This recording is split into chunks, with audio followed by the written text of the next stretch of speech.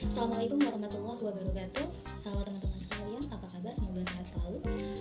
Mungkin di video kali ini yang sangat singkat ini, gue bakalan ngebahasin mengenai filologi. Bagaimana sih eksistensi filologi di mata dunia? Wah, cukup menarik ya, eksistensi filologi di mata dunia. Sebelum masuk ke teori filologi itu apa, gue mau nanya nih, teman-teman udah pada tahu belum filologi itu apa? Oke, mungkin dari sebagian kalian ada yang cukup asing dengar kata filologi, atau mungkin udah ada yang dengar filologi tapi nggak tahu apa itu filologi. Oke, kali ini kita akan ngebahasin sama-sama. Kalau gua ada yang kurang atau gua salah, bisa diperbaiki, bisa dikomentar di bawah sini. Oke teman-teman, sebelum masuk ke teori, sebenarnya hal yang wajar buat teman-teman sekalian, buat kalian biar ada yang tahu filologi atau cukup asing sama filologi, karena memang ilmu ini kalau di Indonesia memang cukup nggak terlalu nggak terlalu eksis, karena memang peminatnya yang kurang. Jadi yang tahu filologi itu paling beberapa orang-orang yang memang suka sama ilmunya, dan orang-orang yang beruntung, ya beruntung dengan kata dia beruntung. Ini dia adalah orang yang masuk di universitas tertentu yang memang pada matkul kuliahnya ngebahas filologi, atau di jurusan tertentu, jadi dia tahu apa itu filologi. Oke, kemudian untuk teori filologi mungkin saya akan mengambil dalam salah satu buku karya salah satu dosen saya, yaitu Oman Fatur Rahman, yang beliau tulis dalam judul Filologi Indonesia Teori dan Metode. Mungkin teman-teman yang ingin mengetahui lebih jelasnya filologi itu seperti apa dan bagaimana informasi mengenai manuskrip, teman-teman bisa membaca salah satu buku karya beliau yang saya tunjukkan sekarang, yaitu Filologi Indonesia Teori dan Metode. Nah, masuk pada laptop. Teori filologi ada beberapa yang saya ambil dalam bukunya, mungkin langsung saja saya bacakan, yaitu kalau untuk menurut KBBI, filologi adalah ilmu tentang bahasa, kebudayaan, pranata, dan sejarah suatu bangsa sebagaimana terdapat di bahan-bahan tertulis. Kemudian ini juga kajian filologi juga dibilang sebagai kajian bahasa melalui sumber-sumber tertulis dan gabungan kritik sastra, sejarah, dan linguistik. Lalu ada kata filologi. Kata ini sendiri mulai masuk ke dalam bahasa Inggris pada abad ke-16 dalam pengertiannya sebagai love of literature, yang dalam artiannya menyukai kesusastraan, dan istilah dalam bahasa Latinnya filologia dapat diartikan sebagai love of learning, senang belajar. Namun mulai memasuki pada abad ke-19, love of learning and literature juga dipahami dalam pengertian sebagai kajian atas sejarah perkembangan bahasa, the study of the historical development of language.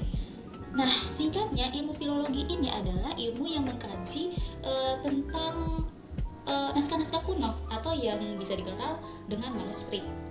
Jadi teman-teman, isi dari manuskrip itu ada berbagai macam, yaitu mungkin ada sejarah, kemudian kebudayaan, adat istiadat, dan bahkan nilai-nilai keislaman ada dalam manuskrip. Misalkan contoh adat istiadat dalam satu daerah tertentu, misalnya apa ya? Misalnya Minangkabau. Nah, di Minangkabau kita akan mengetahui informasi-informasi mengenai bahasanya bagaimana, adat istiadatnya bagaimana, kebiasaannya bagaimana. Kita dapat mempelajari melalui manuskrip. Nah, naskah-naskah kuno itu. Oke. Ada beberapa situs yang dikenalkan kepada saya oleh dosen saya tentunya, yaitu situs Dreamsea, EAP The British Library, dan Nostara Perpustakaan Nasional.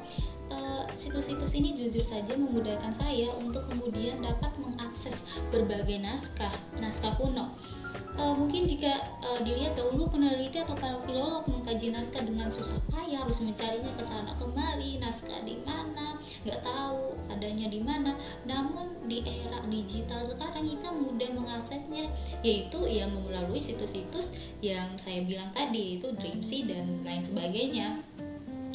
Di dalamnya juga terdapat banyak keterangan dari naskah seperti penggunaan bahasa yang ada dalam naskah, jenis kertas yang dipakai, asal naskah dari daerah dan negara mana, dan lain sebagainya. Jadi mungkin dengan adanya digitalisasi naskah sangat memudahkan kita dalam mengkaji atau mencari tahu naskah kuno seperti apa. Ini ingin tahu informasi apa itu naskah kuno, kita dapat langsung menemui melalui situs yang saya bilang tadi. Dan mungkin ini juga salah satu jalan untuk memperkenalkan manuskrip atau naskah kuno kepada orang-orang yang memang sebelumnya belum tahu. Dan ini sangat memudahkan kita untuk kemudian memperkenalkan kepada mereka. Jadi menurut saya dengan adanya situs-situs ini, naskah-naskah sudah didigitalisasi dengan baik.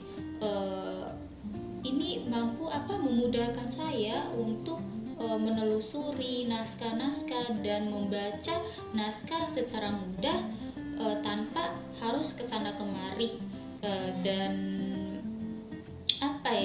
mencari informasi-informasi kepada orang-orang mengenai naskah itu adanya di mana lagi.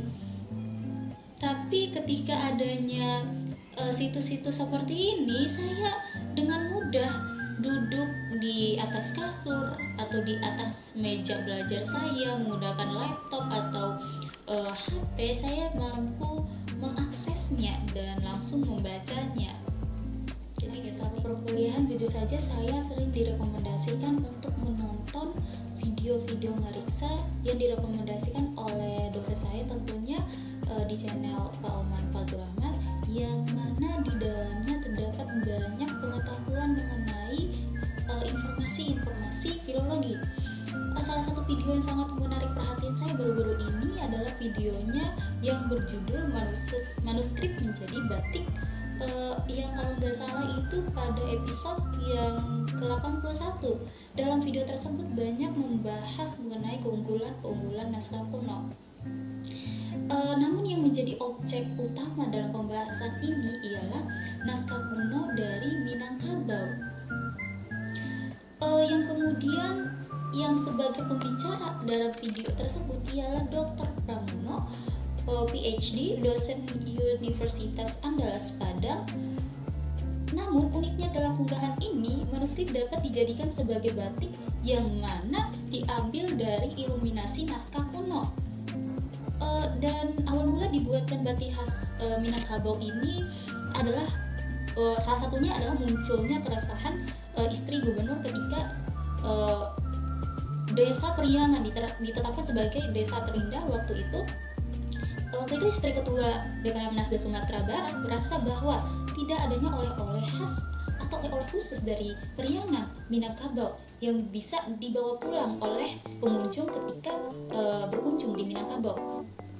Nah, dan akhirnya muncul ide untuk menciptakan batik dari iluminasi manuskrip, yang kemudian akhirnya batik dari iluminasi naskah Priangan itu dijadikan baju batik anak sekolah SD dan SMP, kemudian ASN pula.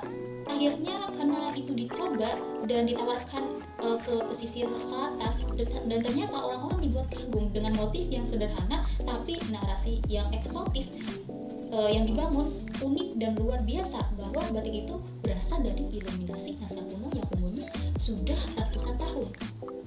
Lalu sangat kagetnya ditampilkan di Fashion Week New York. Jadi inilah salah satu keunggulan dari manuskrip yang awalnya batik oleh-oleh khas Minangkabau, batik khasnya Minangkabau itu tidak ada. Itu kemudian tercipta karena adanya manuskrip. Jadi bisa dilihat manfaat-manfaat dari adanya mempelajari manuskrip, yaitu selain kita mempunyai informasi mengenai kebudayaan, adat istiadat, sejarah, nilai-nilai keagamaan, namun kita juga dapat memperoleh karya seperti manuskrip menjadi, yaitu dari iluminasi dalam manuskrip tersebut. Mungkin itu saja sedikit penjelasan dari saya mengenai biologi. Lebih dan kurangnya saya mohon maaf, dan saya akhiri dengan slogan asik dari Prof Online, yaitu klasik asik menatap masa depan, merawat masa silam, dan salam warisan. Terima kasih. Assalamualaikum warahmatullahi wabarakatuh.